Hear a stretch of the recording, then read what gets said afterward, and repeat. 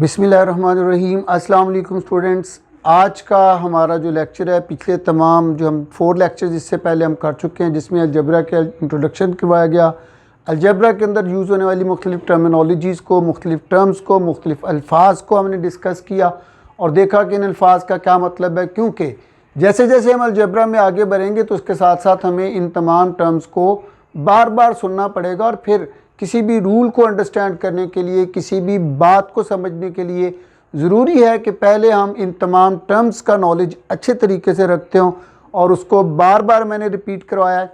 और अब मैं कुछ बिल्कुल सिंपल से अलजेब्रे की टर्म्स के रेफरेंस के साथ ही कुछ ऑब्जेक्टिव्स, एमसीक्यूज़ और इस तरह की चीज़ें जो हैं वो आमतौर पर पूछी जाती हैं, या आप कह सकते हैं कि इन टर्म्स के हवाले से किस किस्म के क्वेश्चंस आ सकते हैं, तो उनको हम एक छोटी सी वीडियो के साथ देखते हैं। तो मैंने पीछे वाइट बोर्ड के ऊपर कुछ क्वेश्चंस लिखे हैं। लेट्स स्टार्ट जी। तो स्टूडेंट्स, सबसे पहले हमने पढ़ा था कि एक अलजेब्रिक टर्म जो होती है उसके 4 पार्ट्स होते हैं। एक उसका साइन होता है प्लस या माइनस, सेकंड वन कोफिशिएंट होता है जो कि वेरिएबल के साथ लिखा होता है, थर्ड वन वेरिएबल होता है। Variable mean A B C X Y G P Q R S T U whatever एवर, जो भी इंग्लिश का अल्फ़ाबेट यूज़ किया जाता है अलजेब्रिक एक्सप्रेशन के अंदर, अलजेब्रिक टर्म के अंदर, उसको हम वेरिएबल कहते हैं या मुतगय्यर कहते हैं, और इसकी वैल्यू चेंज होती रहती है। And last one is power, exponent, index, कुव्वत नुमा, कुछ भी कहा जा सकता है। तो अब आपको क्वेश्चन यही दिया गया है कि यहाँ पर एक टर्म्स लिखी हुई है हमारे पास, उसमें से हमने कोफिशिएंट को, वेरिएबल को, कांस्टेंट को और एक्सपोनेंट को सेपरेट करना है। तो फर्स्ट ऑफ ऑल हम देखते हैं कि इसमें कोफिशिएंट क्या है। तो कोफिशिएंट क्या होता है कि वेरिएबल के साथ जो नंबर लिखा होता है वो होता है coefficient. So in this algebraic expression इसके अंदर कोफिशिएंट होगा 3। नेक्स्ट हम चलते हैं वेरिएबल। तो हमें नज़र आ रहा है यहाँ पे x is variable. Constant value, तो मैंने आपको पहले बताया था कि जो चीज़ भी वेरिएबल के साथ लिखा हुआ नंबर होता है वो कांस्टेंट नहीं होता, उसको हम कोफिशिएंट कहते हैं। और वेरिएबल के बगैर अगर अलजेब्रिक एक्सप्रेशन में सिंपल कोई नंबर लिखा हुआ आ जाएगा तो उसको हम लोग कांस्टेंट कहेंगे। तो 7 इज़ अ कांस्टेंट। और इस तमाम एक्सप्रेशन के अंदर जो पावर है, वेरिएबल के ऊपर जो 2 लिखा हुआ है वो इसकी एक्सपोनेंट, वो इसकी पावर है या उसका एक्सपोनेंट है। सेकंड एक्सप्रेशन के अंदर हम लोग देखते हैं तो उसमें x वेरिएबल है, उसके साथ जो 5 लिखा हुआ है वो कोफिशिएंट है, क्योंकि कोफिशिएंट वो नंबर होता है जो वेरिएबल के साथ लिखा होता है। नेक्स्ट हमारे पास आ जाता है वेरिएबल, अगेन x है, और कांस्टेंट वैल्यू जो किसी वेरिएबल के बगैर होगी उसको हम कांस्टेंट वैल्यू कहेंगे, और वही है इस एक्सप्रेशन के अंदर वो 8 है। और उसके बाद नेक्स्ट हम आते हैं कि पावर। तो हम लोग देखते हैं कि यहाँ पर वेरिएबल के ऊपर तो कोई पावर नज़र नहीं आ रही, और हमने ये बात याद कर रखी है कि अगर वेरिएबल के ऊपर पावर ना हो तो वहाँ पे कौन सी पावर होती है, उसकी एक्सपोनेंट क्या होता है, उसका इंडेक्स क्या होता है, उसका इंडेक्स होता है 1, उसकी पावर होती है 1, उसका एक्सपोनेंट होता है 1। सो हियर x के ऊपर अगर कोई पावर नहीं है तो हम कहेंगे कि उसका एक्सपोनेंट 1 है। तो नेक्स्ट क्वेश्चन की तरफ चलते हैं। हमने सेपरेट करना है इसमें ओपन एंड क्लोज सेंटेंसेस को। तो हमने पढ़ा था कि ओपन सेंटेंसेस वो होते हैं कि जिसमें कोई एक अननोन वैल्यू होती है, और जब तक हमें उसकी वैल्यू का एग्जैक्ट, उसका नंबर कितना है, उसकी क्या वैल्यू है, उसका पता नहीं चले, हम कोई डिसाइड नहीं कर सकते कि ये ट्रू स्टेटमेंट है या फॉल्स स्टेटमेंट है, ये ट्रू एक्सप्रेशन है या फॉल्स एक्सप्रेशन है। तो अब हम देखते हैं कि उसके लिए यहाँ पर हमने 3 डिफरेंट क्वेश्चंस को लिया है। यहाँ पे 16 डिवाइडेड बाई 4, 16 को 4 से डिवाइड करें तो 4 ही आता है। इट मीन कि ये एक क्या है, ये क्लोज सेंटेंसेस है। ये हमारे पास जो है ये क्लोज्ड सेंटेंस है। उसके बाद सेकंड वर्ड में आते हैं, fill in the blanks, blanks multiply by 4 is equal to 8। It mean we don't know कि यहाँ पे कौन सा नंबर है, अभी तक हमें उसका इल्म नहीं है, इसलिए हम इसको क्या कहेंगे कि ये एक ओपन सेंटेंस है। नेक्स्ट वन पे हम चलते हैं, 5 + x इज इक्वल टू 30। इसमें भी x की हमारे पास कोई वैल्यू नहीं है, इसलिए हम इसको कह सकते हैं कि ये भी एक ओपन सेंटेंस है, ओपन स्टेटमेंट है, ओपन एक्सप्रेशन है। नेक्स्ट हम चलते हैं जी question number 3, like and unlike terms के साथ के हवाले से क्वेश्चन है कि इसमें हमने बताना है कि ये जो दोनों टर्म एक क्वेश्चन के अंदर दी गई हैं, ये दोनों की दोनों टर्म जो है वो लाइक टर्म है या अनलाइक टर्म है। Very simple question is it, बहुत सिंपल सा क्वेश्चन है। इसके बारे में आपको पहले भी बताया था कि अगर वेरिएबल और पावर सेम होगी तो हम कहेंगे कि ये लाइक टर्म्स हैं, और अगर वेरिएबल और पावर सेम नहीं होगी तो हम कहेंगे कि ये अनलाइक टर्म्स हैं। तो हियर वी कैन सी कि इधर वेरिएबल x है, इधर भी x है, इधर भी पावर 1 है, पावर 1 है, सो वी कैन से कि ये लाइक टर्म्स हैं। तो या हम इसको थोड़ा सा पैटर्न को चेंज कर लेते हैं कि जो लाइक टर्म्स हैं उनके लिए हम लोग टिक यूज़ करते हैं, जो अनलाइक टर्म्स हैं उनके लिए हम लोग क्रॉस यूज़ कर लेते हैं। तो here we can see that के variables are same, powers are same, तो वी कैन से हम कह सकते हैं कि दोनों लाइक टर्म हैं। जबकि इस क्वेश्चन में हम देखते हैं कि यहाँ पे वेरिएबल x है, यहाँ पे वेरिएबल y है। अगर वेरिएबल डिफरेंट हो तो हम कह सकते हैं कि ये लाइक टर्म्स नहीं है। नेक्स्ट क्वेश्चन पे चलते हैं, 2x² + 8x। इसमें जब हम देखते हैं वेरिएबल तो सेम है x and x, but powers are different. यहाँ पे x की पावर 2 है और 8x में x की पावर 1 है, तो वी कैन से कि these are not like terms. Next one में हम चलते हैं 3x2 + 7x2। यहाँ पर हम देखते हैं कि वेरिएबल हमारे पास x है, दोनों साइड पे वेरिएबल सेम है और पावर भी इन दोनों की सेम है। वी कैन से कि ये दोनों लाइक टर्म्स हैं। लाइक एंड अनलाइक टर्म्स के हवाले से जो इंपॉर्टेंट बात है वो आपको बताना चाह रहा हूँ, दोबारा से रिपीट कर देता हूँ।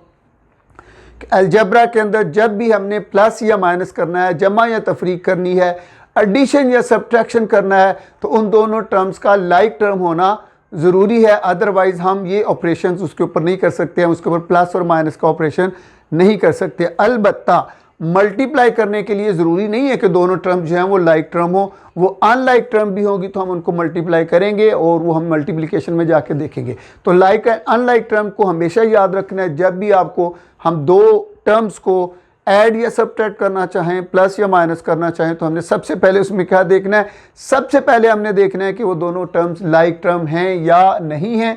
तो ये इस हवाले से भी इंपॉर्टेंट था। Next one is separate equation and inequality. तो हमने पढ़ा था इक्वेशन वो अलजेब्रिक एक्सप्रेशन होती है जिसमें इक्वल का साइन आ जाता है। तो यहाँ पे हम देखते हैं कि इस अलजेब्रिक एक्सप्रेशन के अंदर इक्वल का साइन है, सो इट इज इक्वेशन।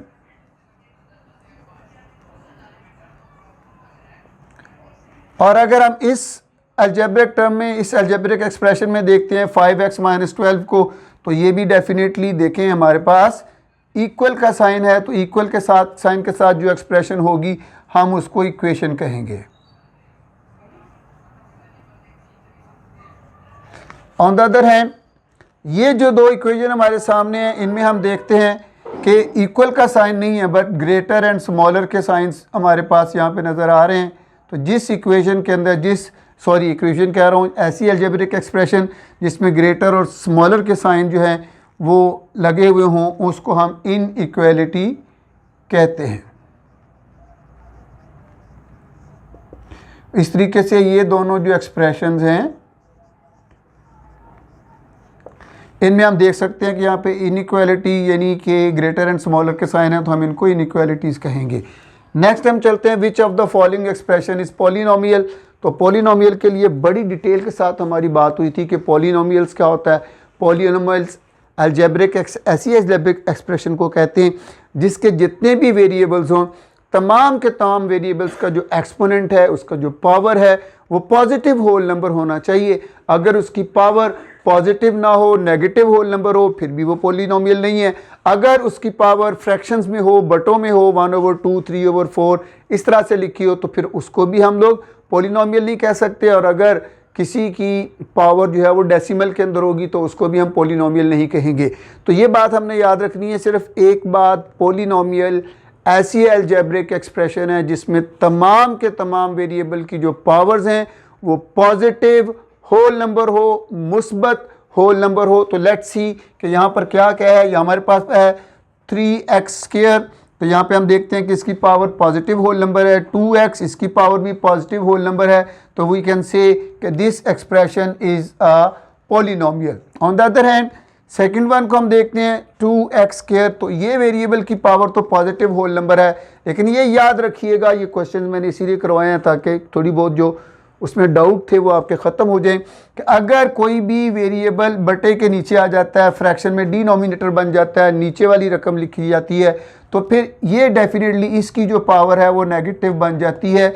इसलिए हम नहीं कह सकते ये पॉलिनोमियल है, इसलिए हम कहेंगे कि ये वाला जो एक्सप्रेशन है हमारा ये पॉलिनोमियल नहीं है। एंड लास्ट हम आगे चलते हैं नेक्स्ट पार्ट पे, x under root plus Y is equal to 2। अब y का जो एक्सपोनेंट है वो तो पॉजिटिव है, बट x के ऊपर जो अंडर रूट का साइन है, तो अंडर रूट का साइन हमें हमेशा ये बताता है कि इसकी पावर 1/2 है। ये याद रखना है, अंडर रूट, स्क्वायर रूट या जज़र की अलामत हमें क्या बताती है कि इसका साइन, इसके ऊपर जो पावर है वो 1/2 है। तो चूंकि इसकी पावर फ्रैक्शंस में आ गई इसलिए ये भी पॉलिनोमियल्स नहीं है। And the last one is that X square Y plus 17। यहाँ पे देखते हैं x की पावर भी पॉजिटिव होल नंबर है, y की पावर भी पॉजिटिव होल नंबर है, एंड दिस वन y की पावर भी पॉजिटिव होल नंबर है। तो वी कैन से कि ये एक पॉलिनोमियल है। जैसा कि आप जानते हैं कि हम इस वक्त जो है वो पिछली 4 वीडियोस में अलजेब्रा के हवाले से जो टर्मिनोलॉजीज़ सीखी, जो टर्म्स सीखी, जो अल्फाज सीखे, जो बातें सीखी, उनका रिव्यू कर रहे हैं in the form of question, बहुत ही सिंपल फॉर्म के अंदर। तो ये मैंने एक क्वेश्चन जो है वो आपके लिए इस छोटे से टाइम में लिए हैं। तो चलते हैं 2 क्वेश्चंस की तरफ। तो सबसे पहले हम देखते हैं कि एडिशन ऑफ अलजेब्रिक एक्सप्रेशन किस तरीके से होता है। एडिशन मीन प्लस करना, जमा करना। उसके लिए क्वेश्चन किस तरह से आता है, समटाइम सिंपली लिखा होता है ऐड 4xy, 8xy, 5xy। और इसके 2 मेथड जो हैं वो पॉपुलर हैं। एक हॉरिजॉन्टल मेथड है जिसमें हम एक सीधा एक ही लाइन में तमाम एक्सप्रेशंस को, तमाम टर्म्स को लिख देते हैं, और सेकंड वन क्या है, वर्टिकल, जिसमें हम ऊपर नीचे लिखते हैं। दोनों मेथड्स को हम देखते हैं इंशाल्लाह भी इसी वीडियो के अंदर। तो सबसे पहले देखते हैं हॉरिजॉन्टल मेथड को, और हमारे पास पहली रकम है जी 4xy, कॉमा को हम प्लस कर देंगे बिकॉज ऐड का ऑर्डर आया हमें, फिर 8xy, फिर कॉमा को प्लस कर दिया 5xy। और पहले भी बताया जा चुका है और बार बार इसलिए बता रहा हूँ कि ये मिस्टेक बेटा नहीं करनी। ऐड या सब्ट्रैक्ट करने से पहले, जमा या तफरीक करने से पहले, प्लस या माइनस करने से पहले हमेशा देखना है कि क्या दोनों टर्म्स जो हैं वो लाइक टर्म है। हियर xy वेरिएबल है, xy वेरिएबल है, xy वेरिएबल है, पावर्स भी सेम है, इट मीन के ये लाइक टर्म है और ये ऐड हो सकती हैं। तो अब हम जमा करते हैं इनको। 4 में 8 ऐड किए, 4 में 8 प्लस किया, हो गया 12, 12 में 5 प्लस किया तो हो गया 17। तो इसका आंसर आ जाएगा 17। x एंड y, पहले भी इस पर बात हो चुकी है कि वेरिएबल और पावर बिल्कुल सेम रहेगा। हम इनको x3 y3 नहीं करेंगे, x2 y2 नहीं करेंगे टिल दैट टाइम कि क्वेश्चन के अंदर ही x2 y2 लिखा हुआ हो। अगर क्वेश्चन में xy लिखा हुआ है, यहाँ पे भी xy लिखा हुआ है, इधर भी xy लिखा हुआ है, तो याद रखिएगा प्लस करते हुए आंसर में भी हम xy लिखेंगे। लास्ट थिंग इज दैट कि चूँकि सबके साथ प्लस का साइन था तो इसमें हम फिर भी सबसे ग्रेटर वैल्यू 8 है तो हम ग्रेटर वैल्यू वाला साइन जो है वो यहाँ पर यूज़ करेंगे। अब आते हैं कि वर्टिकल फॉर्म में हमने इसको कैसे लिखना है। तो सबसे पहले हम लिखेंगे जी 4xy, then 8xy, then 5xy। तो इस तरह से जब हम ऊपर से नीचे यू रकमों को लिखते हैं तो इसको हम कहते हैं वर्टिकल फॉर्म। और अगर इस तरीके से हॉरिजॉन्टली लिखते हैं, उफ़की सतह में लिखते हैं, तो उसको हम कहते हैं हॉरिजॉन्टल फॉर्म। तो सम टाइम वो हमें कह ही देता है भाई कि हॉरिजॉन्टल फॉर्म में लिख के इसको सॉल्व करना है, सम टाइम कहता है वर्टिकल फॉर्म में इसको रख के सॉल्व करना है। इसलिए दोनों मेथड्स को अंडरस्टैंड कर लें। अगर वो नहीं लिखता तो देन आपकी अपनी मर्ज़ी है, फिर तो आप बादशाह हैं जनाब, जहाँ मर्ज़ी जो मर्ज़ी मेथड लगा दें, तो उसके लिए आपकी अपनी मर्ज़ी है। तो अब यहाँ पे फ़िलहाल हम दोनों मेथड्स को देखते हैं। तो वर्टिकल में भी जिसके साथ कोई साइन नहीं होता उसके साथ प्लस का साइन होता है, और ऑन द अदर हैंड भी उसने में चूँकि प्लस करने को ही कहा है तो हमने 4 में 8 प्लस किया, 12, 12 प्लस 5 17। और जैसा मैंने पहले भी बताया कि x और y बिल्कुल भी चेंज नहीं होंगे, प्लस माइनस करते हुए वेरिएबल और पावर को चेंज नहीं करते। नेक्स्ट क्वेश्चन जो हमने भी लिया है कि यही एडिशन ऑफ अलजेब्रिक एक्सप्रेशन के हवाले से एक और स्टाइल से वो क्वेश्चन था, फाइंड द सम ऑफ। यहाँ पे उसने क्या कहा था जी, ऐड कर दें। ऐड का मतलब भी क्या है कि दोनों को जितनी भी वैल्यूज़ हैं, जितनी भी टर्म्स हैं, उनको प्लस कर दें। और find the sum of, find the sum of का मतलब भी यही होता है कि हमने इनको प्लस करना है। अगेन दोनों मेथड हम अपने सामने रखते हैं। तो first method is horizontal. Horizontal mean कि हमने इस तरह से लिखना है दोनों की दोनों एक्सप्रेशन को। तो स्टार्ट करते हैं 3a plus 4b minus 2, comma की जगह पे आप प्लस लगा देंगे। Again 4a plus 3b plus 4। और ये हॉरिजॉन्टल मेथड में जब हम क्वेश्चन को करते हैं तो फिर हम साथ आगे इक्वल का साइन भी लगाएंगे। और अब हम क्या करेंगे, अब हम लाइक टर्म्स को इकट्ठा करना शुरू कर देंगे। 3a के साथ जो लाइक टर्म है वो है 4a, क्योंकि दोनों का वेरिएबल भी सेम है, पावर भी सेम है। सो हम नेक्स्ट स्टेप में लिखेंगे 3a प्लस 4a। अब 4b के साथ कौन सी टर्म जो है वो मैच करती है, 4b के साथ 3b करती है। So plus 4b plus 3b। Next -2 जो कि कांस्टेंट वैल्यू है, विदाउट वेरिएबल है -2, और ये भी विदाउट वेरिएबल है हमारे पास +4, और ये हो गया हमारे पास +4। इसमें हमने एक और बात को भी गौर से जहन में याद रखना है। मेरी कोशिश होती है कि मैं वो बातें आपके साथ साथ शेयर करता जाऊँ वीडियो के अंदर, के नॉर्मली स्टूडेंट्स जिन मैटर्स में जहाँ पे आके मिस्टेक कर रहे होते हैं। तो यहाँ पर इस बात को भी आपने याद रखना है कि जहाँ पर आप 4a को उठा के लाएंगे, 4a का साइन भी वहीं पे वही उठा के लाएंगे। 3a के बाद वाला प्लस नहीं है, ये जो प्लस का साइन है ये 3a के बाद वाला प्लस नहीं है, बल्कि 4a के साथ जो प्लस का साइन था वही इधर आ गया। अब 4b अगर आगे जा रहा है तो 4b के पीछे अगर प्लस का साइन है तो ये साइन भी बिल्कुल उसके साथ ही जाएगा। अब यहाँ से 3b उठ के यहाँ पे आ रहा है तो 3b के साथ प्लस है तो ये वाला प्लस साइन इसके साथ। इसी तरीके से ये -2 अब यहाँ पे जा रहा है तो माइनस का साइन यहाँ पे चला जाएगा। अगर हम इधर देखें तो 3b के बाद तो प्लस लिखा हुआ था, लेकिन हम 3b के बाद माइनस क्यों लिख रहे हैं, क्योंकि माइनस जो है वो 2 का साइन है और 2 अपने साइन को साथ कैरी करके लेके जाएगा, इस तरह से +4। अब आते हैं नेक्स्ट। तो जो हमारे पास दोनों लाइक टर्म्स हैं उनको सॉल्व कर लें, 3 और 4 को। तो ये हो जाएगा 7a, बिकॉज 3 के साथ भी प्लस का साइन है। ये दोनों लाइक टर्म्स हैं b वाली, इन दोनों को ऐड करते हैं, 4 + 3 कितना हो जाएगा 7b, और ग्रेटर वैल्यू का साइन यहाँ पे आ जाएगा। इस तरह से यहाँ पर भी हमने ग्रेटर वैल्यू का साइन यहाँ पे लिखा, -2 + 4। अब हमने यहाँ पे फिर उस रूल को याद रखना है कि जब दोनों नंबर्स के साइन डिफरेंट होंगे तो फिर हम प्लस नहीं करेंगे, फिर हम माइनस करेंगे। तो 4 में से 2 को माइनस करेंगे तो हमारे पास आ जाएगा +2, क्योंकि प्लस का साइन इसलिए आया कि 4 जो है वो ग्रेटर नंबर है। तो इस बात को याद रखिएगा कि इन दोनों के साइन सेम थे, हम दोनों को ऐड किया, इन दोनों के साइन सेम थे, इन दोनों को भी ऐड किया, लेकिन इन दोनों के साइन डिफरेंट थे तो इनको हमने लोग माइनस किया, और इसके साथ जवाब में आंसर में साइन हमने बड़ी रकम का यूज़ किया। तो ये था हमारा हॉरिजॉन्टल मेथड। उम्मीद है कि आपको समझ आ गई होगी। हॉरिजॉन्टल मेथड के बाद हम आते हैं वर्टिकल मेथड के ऊपर। तो यही क्वेश्चन है हमारे पास, इसी को मैं दोबारा से लिख रहा हूँ जी। ये है 3a + 4b - 2। तो वर्टिकल मेथड में भी इस बात का ध्यान रखना है, पिछली वीडियोस के अंदर भी ये बात आपको बताई जा चुकी है कि हमने जब वर्टिकल मेथड में लिखना है क्वेश्चन को ऐड करने के लिए, तो याद रखिएगा कि लाइक टर्म्स को एक दूसरे के ऊपर नीचे लिखना है। 3a की लाइक टर्म क्या है 4a, 4a को इसके नीचे लिखना है, और 4a का जो साइन होगा वो बिल्कुल इसके साथ आ जाएगा, और 3a का जो साइन है वो उसके साथ। इसके बाद ये b वाला हमारी टर्म है, b वाली हमारे पास रकम है 4b, तो यहाँ से भी हम b वाली रकम को ही यहाँ पे लिखेंगे। और फिर आपको रिपीट कर देता हूँ बात, जहाँ 3b जाएगा वहीं पे उसका साइन भी जाएगा, +4 यहाँ पे लिख देंगे, और फिर हम देखेंगे इनको ऊपर नीचे देखेंगे कि इनका हम क्या सोल्यूशन पॉसिबल है। बिकॉज दोनों a हैं इसलिए साइन भी सेम है, प्लस होंगे तो ये 7a आ जाएगा। दोनों साइन सेम हैं, प्लस होंगे 7b आ जाएगा। दोनों के साइन डिफरेंट हैं, माइनस होंगे +2 आ जाएगा। +4 हों माइनस के 2 हों तो 4 में से 2 माइनस करेंगे 2 आ जाएगा।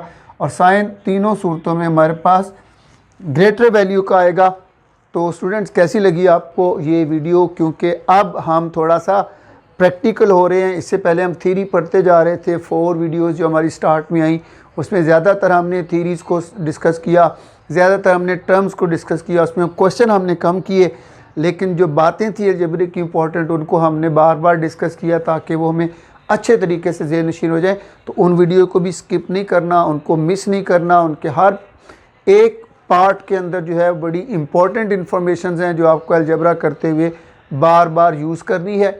तो इसलिए उन वीडियोस को भी लाजमी देखें। और इस वीडियो के हवाले से आपने मुझे बताना है कि अगर आपको यहाँ से कुछ समझ आया तो आपने इसको लाइक एंड सब्सक्राइब ज़रूर करना है और बेल आइकन को ज़रूर दबा दीजिएगा ताकि नेक्स्ट आने वाली वीडियो आपको बार वक्त मिल सके।